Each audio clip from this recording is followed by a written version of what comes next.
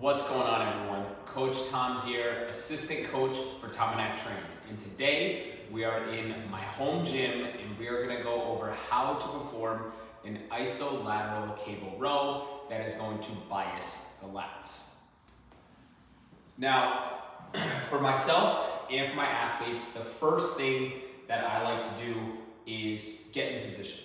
So what this means is we're going to have our torso lifted, we're going to have our feet planted on the ground, thus creating a stable base.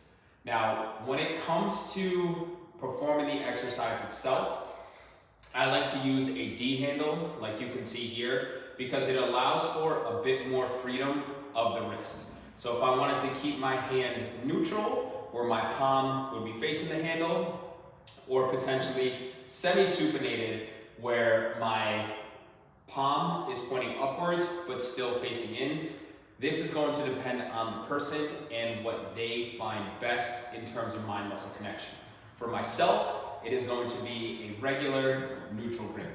So what I'm going to do, now that I have my grip positioning, my torso is lifted, my feet are planted on the ground, I'm going to lead the movement with my elbow going down and back.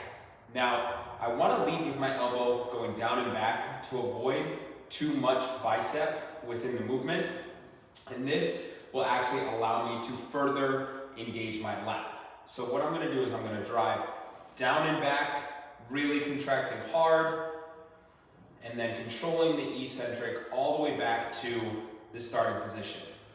Now, a tip that I like to utilize for both myself and with my athletes is thinking about my leg as the arm path that I'm going to utilize. So as you can see, if I follow that path all the way back, it's going to lead me right to where I want to drive my elbow.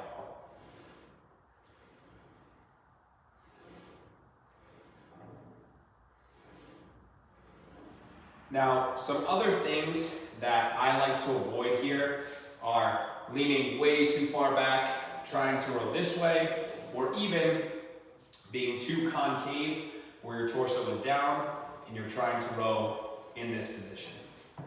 I like to keep that torso elevated, rowing straight back to your back pocket. Now, one last tip to help maximize your isolateral cable rows would be to actually take proper rest time in between each side. So that way you can use as much intensity as you did on the second side that you did the first. So for more content like this, please make sure to like and subscribe to our YouTube channel. And then for coaching inquiries, please make sure to check out tomandacttrained.com.